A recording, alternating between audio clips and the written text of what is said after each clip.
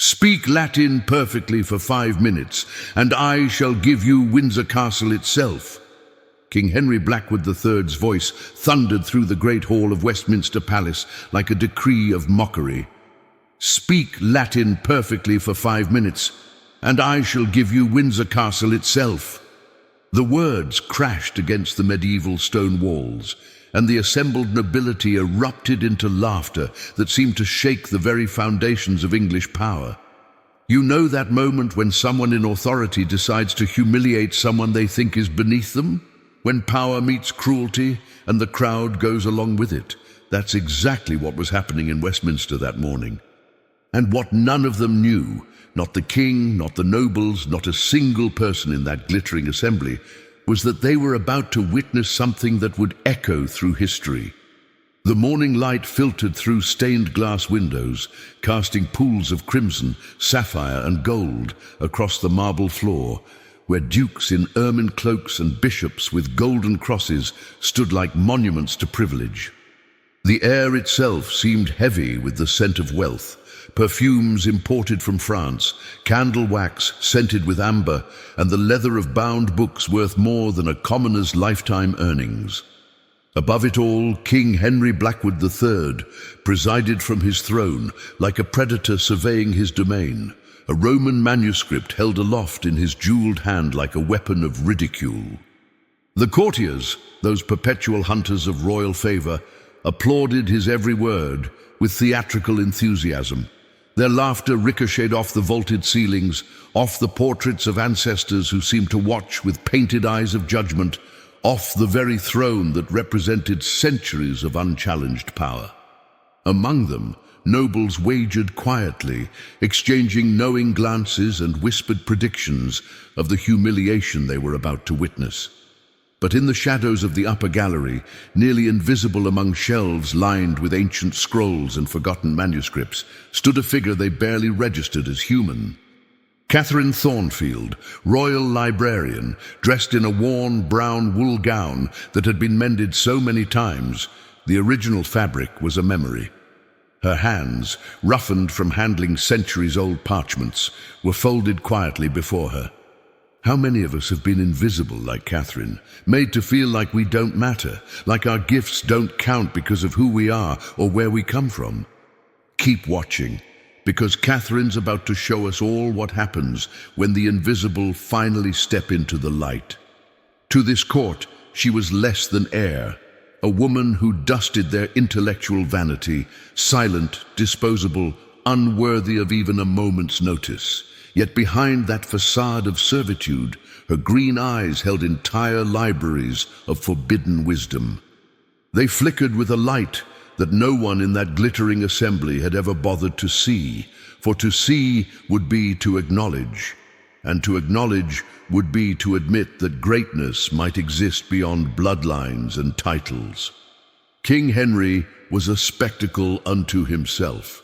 At 42, he wore his crown with the casual arrogance of someone who had never questioned his right to wear it. His robes of purple velvet trimmed with ermine cascaded around him like a waterfall of entitlement. Rings adorned every finger, emeralds, rubies, diamonds, each one a small fortune, each one a reminder of the wealth that separated him from the woman he now mocked. His face, already flushed with wine despite the early hour, creased with cruel delight as he descended from the throne. Each step echoed with deliberate theatricality, the sound of power making itself known. Around him, his favorites jostled for position, Lord Pemberton with his wolfish grin, the Archbishop with his practiced look of pious concern that fooled no one, Lady Ashford, whose beauty was matched only by her viciousness. "Come forth, bookworm!" Henry's voice boomed again, and several nobles snickered at the nickname. "They say you spend your nights reading like a mad scholar, like some crazed nun who's forgotten her place in God's natural order." The laughter swelled. "Prove your worth, if such a thing exists in a woman's mind." He paused for dramatic effect, letting the crowd's anticipation build.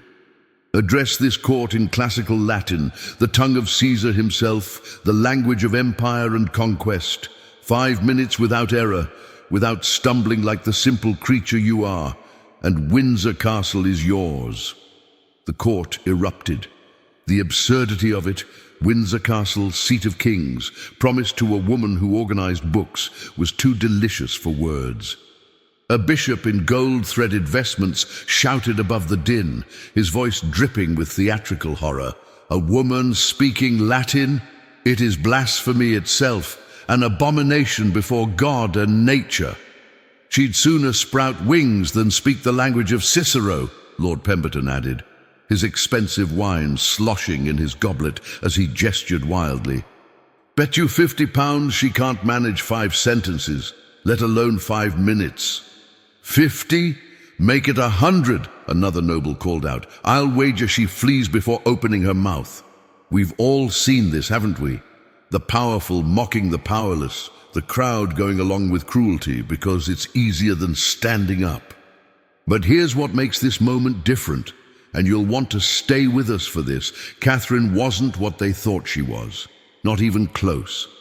If this story has already touched your heart, tell us in the comments what city and country you're watching from, and leave your like so we can keep sharing stories that inspire and move people around the world. The Great Hall waited. They waited like spectators at a bear baiting, eager for blood, for tears, for the satisfaction of watching someone know their place. Catherine felt every eye upon her, felt the weight of their expectation like chains. Her heart hammered against her ribs, each beat a drum of fear and memory. How many times had she hidden in these very galleries, reading by candlelight while the court slept, absorbing Latin texts that were forbidden to women? How many nights had she traced the words of Virgil, Ovid, Seneca with fingers that trembled not from cold, but from the fear of discovery? How many times had she heard the echo of her mother's screams as the flames consumed her? Now here's where the story gets deeper, and you need to understand this part, because Catherine wasn't just any librarian. She was carrying a secret that would change everything. The memory rose unbidden, vivid as the day it happened. Catherine had been 14, standing in a crowd much like this one, watching as they dragged her mother, Lady Margaret Thornfield, scholar, teacher, witch, to the stake. The charges had been clear: teaching her daughter knowledge unfit for women, possessing books of ancient languages, defying the natural order God had established. Her mother's voice, even as the flames began to rise, had been steady. "Knowledge, my daughter, is an invisible crown that no king can take from your head." Margaret's eyes had found Catherine in the crowd, had held her with a gaze that transcended the fire and smoke. "Guard the ancient tongues as you guard your soul. They will try to silence us, to burn our books, to erase our names from history. But what lives in your mind cannot be burned. Remember that. Promise me you'll remember." How many of us carry the words of someone we've lost? A parent, a teacher, someone who believed in us when no one else did. Catherine carried her mother's last lesson like a sacred flame, and she was about to honor it in a way no one expected. Catherine had promised. And for 12 years, she had kept that promise in silence, hiding her learning behind the mask of a simple librarian, content to be invisible rather than dead. But now, with the king's mockery ringing in her ears and her mother's memory burning in her heart, something shifted. The book she clutched to her chest, a volume of Cicero's speeches, its leather cover worn smooth by her mother's hands before it became hers, seemed to pulse with warmth. She ran her fingers over the embossed Latin title one more time, the way she did every morning and every night, connecting with the woman who had died so this book, this knowledge, could survive. She descended the stairs. Each step was a choice, a decision to stop hiding, to honor the woman who had died so she might know what these laughing nobles would never understand, that true power lives not in crowns and castles, but in the words that survive kingdoms. And here's where everything changes. Stay with me now, because what happens next, no one in that hall saw it coming. I accept your Majesty's challenge. Her voice cut through the laughter like a blade through silk. For a moment, the absurdity of it, this woman in her threadbare dress, this nobody actually accepting, rendered them speechless.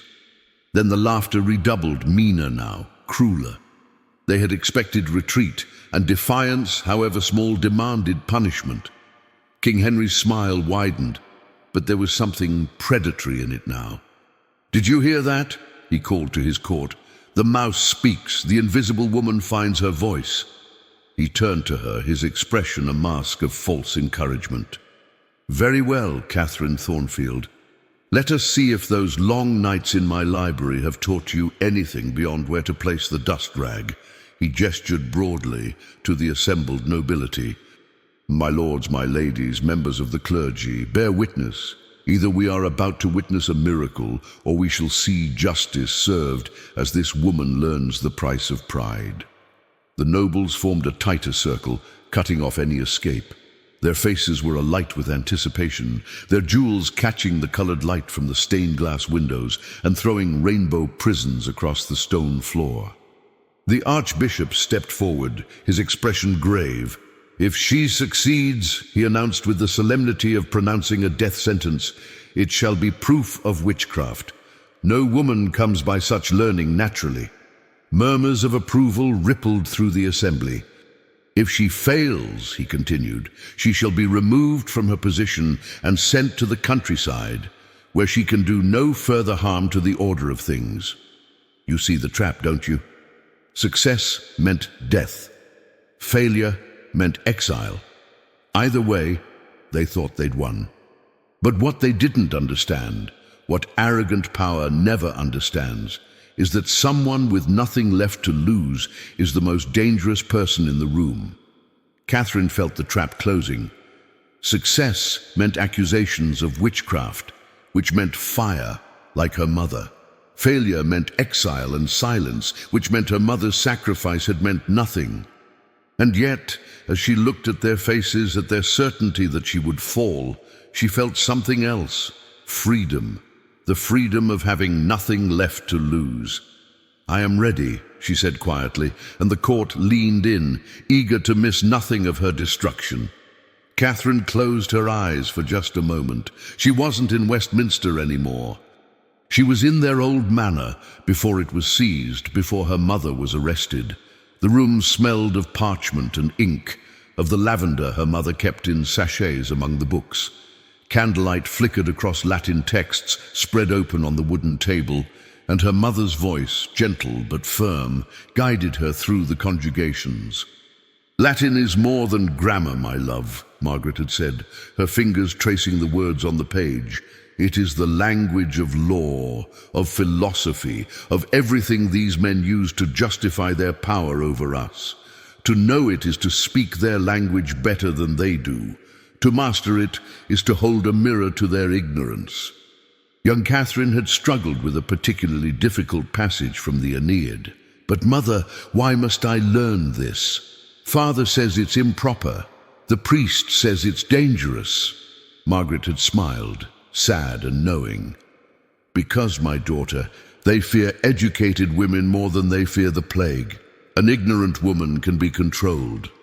But a woman who can read Virgil in the original, who can debate Cicero, who can cite Roman law, she is ungovernable. And that, my darling, is the greatest threat to their order." "But they'll hurt you if they find out," Catherine had whispered, fear creeping into her young voice. Her mother had cupped her face with both hands, her eyes fierce and loving. "If they hurt me, you survive. You take everything I've taught you, and you guard it like a sacred flame. You let them think you're simple, harmless, invisible. But inside, you burn with knowledge. And when the moment comes, and it will come, Catherine, I promise you, you show them what we are. You show them what they tried to destroy." "How will I know when the moment comes?" Margaret had kissed her forehead. "Oh, my love, you'll know. Because it will be the moment when silence becomes more dangerous than speaking, when hiding becomes a betrayal of everything we've fought for. Trust yourself. Trust what I've taught you. Trust that the words will come." We all have someone whose voice guides us, don't we?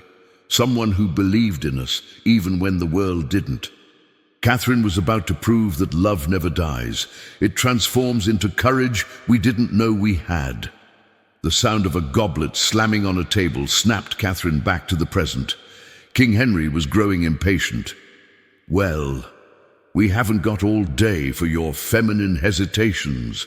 Begin or admit defeat now and spare us the tedium. Catherine opened her eyes. They were different now, no longer the eyes of a frightened servant, but something ancient and unyielding. She touched the book one more time, feeling her mother's hands through the worn leather, then placed it carefully on a nearby table, letting her hands fall naturally to her sides.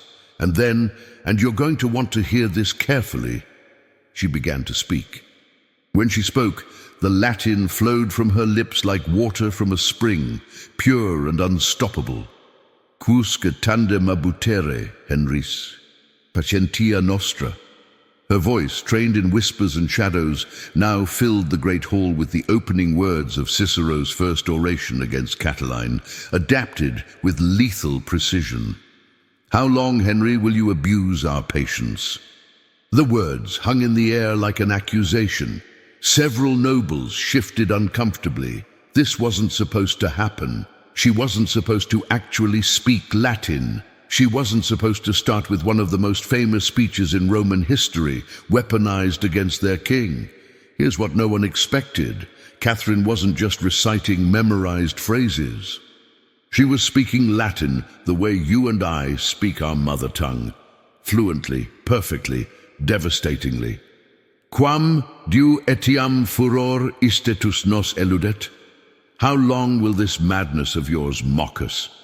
Her pronunciation was flawless, each word precisely weighted, each phrase building upon the last, with the rhetorical power that had once moved the Roman Senate. She switched texts seamlessly, moving from Cicero to Virgil with the ease of someone who had lived in these words for years. Forsan et haec olim meminisse juvabit. Perhaps someday it will be pleasing to remember even these things. Her eyes found Henry's, and for the first time in his life, the king felt something he'd never experienced before: inadequacy. The nobles, who had been laughing just moments before now, stood frozen, some with their mouths slightly open, others gripping their wine goblets until their knuckles turned white. The bishops, who prided themselves on their education, found themselves lost in the complexity of her grammatical constructions. She quoted Seneca on the nature of power. Nemo potens amicus est, nemo felix qui se putat. No one who has power is a friend. No one who thinks himself powerful is happy. The nobles exchanged glances. This wasn't just Latin. This was commentary, accusation, philosophy, delivered with surgical precision. Catherine's voice rose and fell like music, alternating between the measured cadence of legal Latin and the soaring poetry of epic verse. She recited passages from the Aeneid by heart, describing Dido's betrayal with such emotion that several courtiers felt their eyes sting with unexpected tears. 1 minute passed, then 2. The crowd's certainty began to crack. You could see it in their faces, the slow dawning that they had made a terrible mistake. She shifted to Ovid's Metamorphoses, speaking of transformations, of the powerful brought low and the humble raised up, each word a prophecy hanging over the assembled court. Then she turned to Roman law, the 12 tables, citing specific statutes in Latin so pure, so technically precise, that the papal ambassador, a scholar from the Vatican itself, leaned forward in his seat, his mouth slightly open in shock. Catherine quoted provisions about justice, about the rights of citizens, about the obligations of rulers, each citation perfectly referenced, each phrase building an argument that even these learned men could barely follow. Her Latin was not the Latin of schoolboys stumbling through conjugations. This was the Latin of Marcus Tullius Cicero himself, of Virgil at the height of his powers, of legal scholars who had shaped the Western world. 3 minutes became 4, then 5, and Catherine showed no signs of stopping. If anything, her Latin grew more confident, more powerful. Have you ever seen someone completely transform before your eyes? When the person everyone dismissed suddenly reveals they're extraordinary. That's what was happening, and the entire court knew it. She began correcting mistakes, stopping mid-sentence to point out errors in the royal manuscripts themselves, translations that had stood for decades, suddenly revealed as flawed by a woman who wasn't supposed to know how to read at all. "The manuscript on that shelf," she gestured without breaking her Latin flow, "attributes a passage to Horace when it is clearly Catullus. The verb tense in the 3rd paragraph of the king's own decree, issued last month, contains a grammatical error that changes shall be enforced to might be enforced, thereby rendering the entire law questionable under Roman legal precedent. The silence was no longer one of anticipation. It was the silence of a world turned upside down, of foundations crumbling, of certainty dissolving into chaos. When Catherine finally paused, 8 minutes had elapsed. 8 minutes of Latin more fluent, more sophisticated, more powerful than anything most of these nobles had heard in their lifetimes. She had done more than meet the challenge. She had demolished it. And then something happened that no one, not even Catherine, expected. The Vatican ambassador, Cardinal Lorenzo Benedetti, rose slowly to his feet. His face was pale, his hands trembling slightly as he brought them together in applause that sounded like thunder in the shocked silence. "In the name of the Holy Father," he said in Italian, then switched to Latin, addressing Catherine directly in the language she had just proven herself master of. "I have studied at the Gregorian University. I have heard the Holy Father himself speak in Latin. But never in my 30 years of scholarship have I heard Latin spoken with such precision, such beauty, such power as I have witnessed today." He turned to face the assembly, his voice rising with passion. "This woman speaks Latin better than our own cardinals, better than the scholars at the Collegio Romano. She has just delivered an oration that would have been worthy of the Roman Senate itself." The applause started slowly, a clap here, another there, then built like a storm. Nobles who had been laughing minutes before now found themselves on their feet, drawn by something they couldn't quite name, compelled by a performance that had transcended mockery and become something approaching the sacred. This is what truth does, isn't it? When it finally emerges, it's undeniable. It changes everything, and no amount of power or privilege can stop it. But not everyone applauded. King Henry stood frozen, his face cycling through emotions like a man drowning. Disbelief, rage, humiliation, fear. The manuscript he'd held aloft in mockery now seemed to weigh 1,000 pounds in his hands. His power, which had always seemed absolute, suddenly felt as fragile as the parchment pages his librarian handled every day. "This is impossible," he stammered, his voice thin and small in the vast space. "Women cannot, she cannot." Lord Pemberton, ever the opportunist, was the first to shift allegiance. "Your Majesty," he said carefully, "a promise was made, before witnesses, before the ambassador of Rome himself." Henry's face purpled with rage. "I will not, cannot. She is..." Catherine's voice cut through the chaos, still speaking in perfect Latin, then switching to English for the benefit of all. "Discuss how to escape a vow made before God and man? Discuss how to deny what every person in this hall has witnessed with their own eyes and ears?" We've all wanted to say something like this to someone in power, haven't we? To speak truth when everyone else stays silent. Catherine was doing it, and she wasn't finished yet. She moved forward, no longer the invisible servant, but something else entirely. A scholar, a daughter, a woman who had survived fire and silence to stand in the light. I did not come to claim stones and towers, your majesty. I did not descend from that gallery to take your castle, your wealth, or your crown." The hall held its breath. What was she saying? She'd won. Why wasn't she taking what was promised? "I came to prove something you have tried your entire reign to deny. I came to prove that my mother, Lady Margaret Thornfield, burned as a witch for the crime of teaching her daughter, was the greatest scholar this kingdom has ever silenced." Gasps rippled through the assembly. Several nobles stepped back as if her words were physically dangerous. The name Thornfield, linked now to witchcraft, to burning, to scandal, hung in the air like smoke. "My mother taught me Latin while you were learning which fork to use at dinner," Catherine continued, her voice steady and unforgiving. "She taught me Greek while you were practicing your signature on land deeds that stole homes from families. She taught me Hebrew while you were learning to hunt deer and call it sport." "She was declared a heretic," the archbishop sputtered, his face red. "She defied God's natural order." "She defied your order," Catherine corrected, her eyes blazing. "She defied a system that burns women for reading, that calls education heresy, that would rather see half the kingdom's minds wasted than admit that wisdom is not limited by sex." She turned to address the full assembly, her voice carrying to every corner of the vast hall. "Every word I spoke today, I learned from her. Every conjugation, every phrase, every philosophical argument, it came from a woman you murdered for the crime of being brilliant. You took her life, but you could not take what she gave me. Do you feel that? That's the power of legacy, the power of love that survives even death. Every one of us carries someone's teachings, someone's hope for us."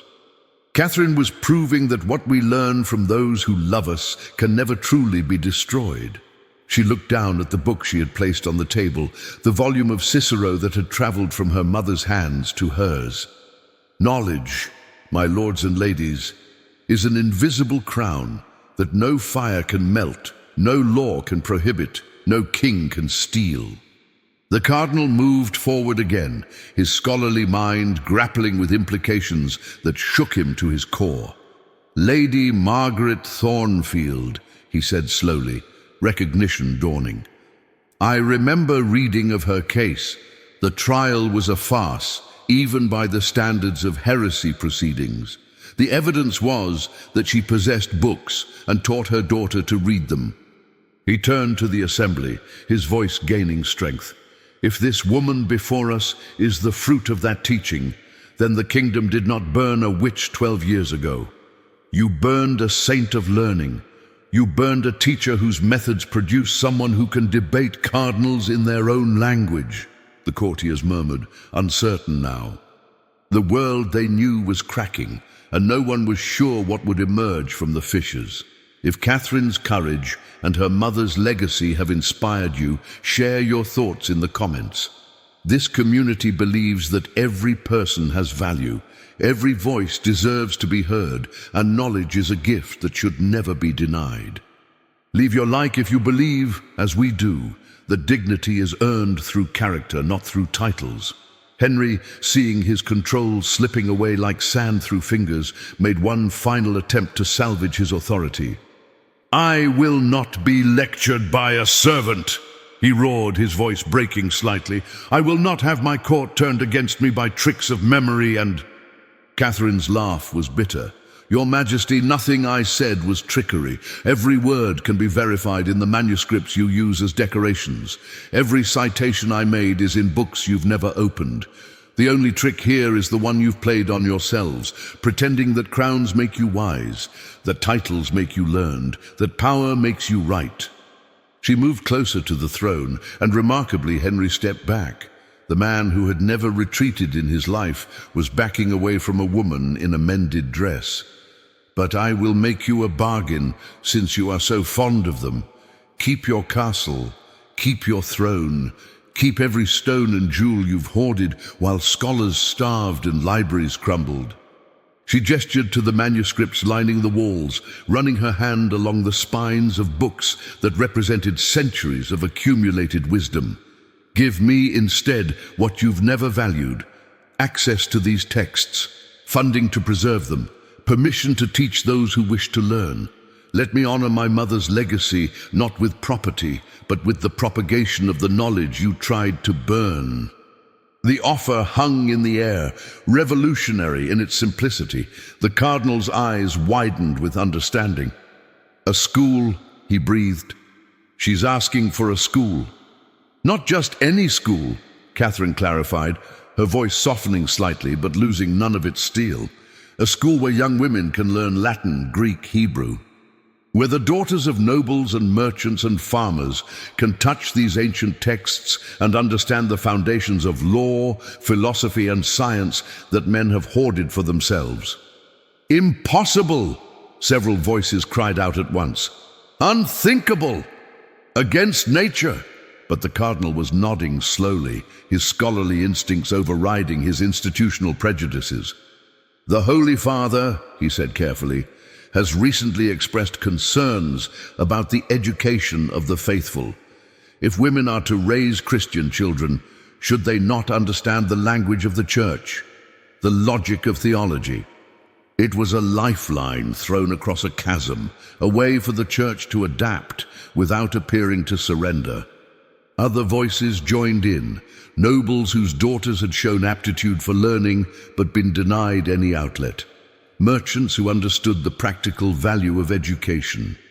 "My daughter reads in secret," one duke admitted quietly.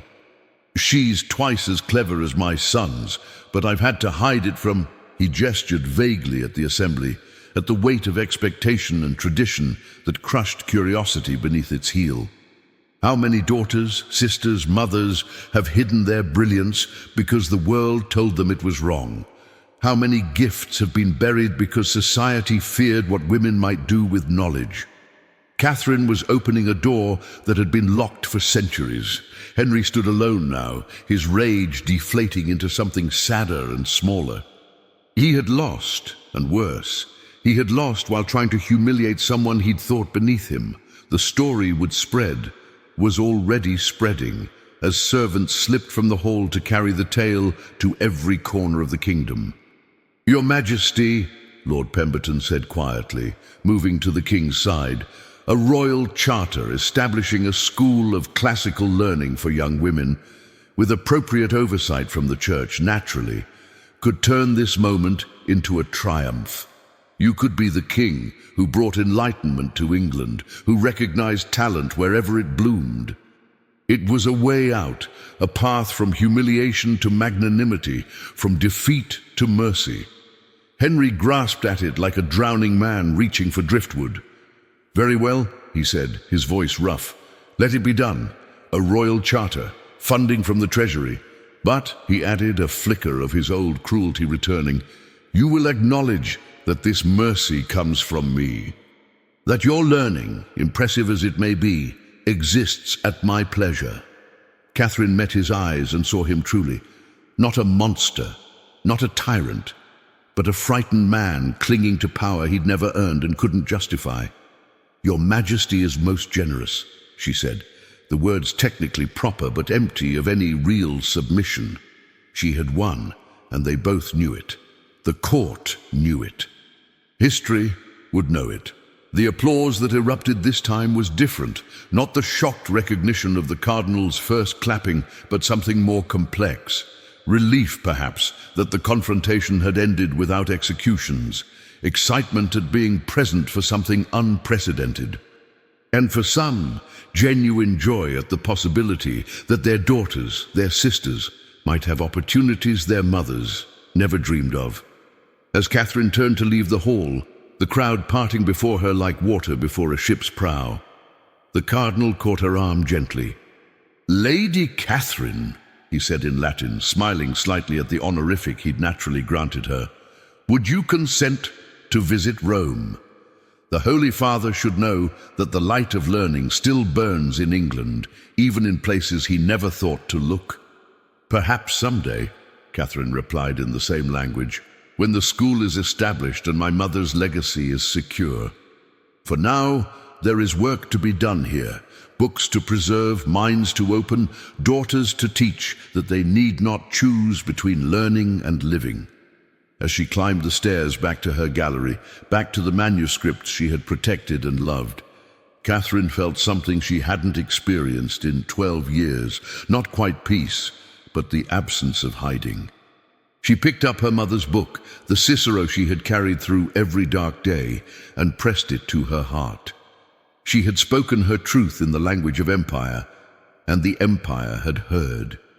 Her mother's voice seemed to whisper in the dusty light filtering through the ancient windows. "Well done, my daughter, well done." The story of Catherine Thornfield and the Latin that silenced a king became legend. It spread from Westminster to Oxford to Cambridge, carried by scholars who understood its implications and merchants who appreciated its drama. Young women across England began to ask questions, to seek out tutors, to demand explanations for why their brothers learned what they were forbidden to know. The school Catherine established, eventually housed not in Windsor Castle, but in a renovated monastery, funded by guilt and curiosity in equal measure, became a beacon. Young women came from across Europe to study there, learning that the invisible could become unforgettable, that silence could transform into voice, that knowledge was indeed a crown no monarch could steal.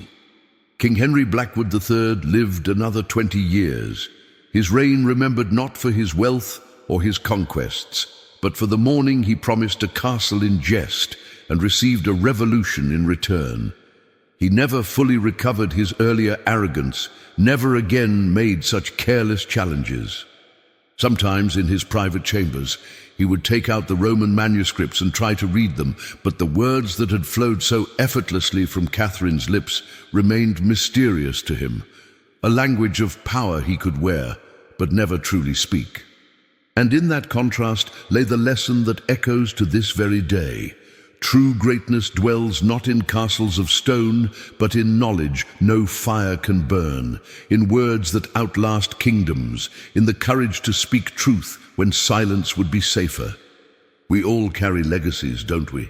The words of a parent, a teacher, someone who saw what we could become when we couldn't see it ourselves.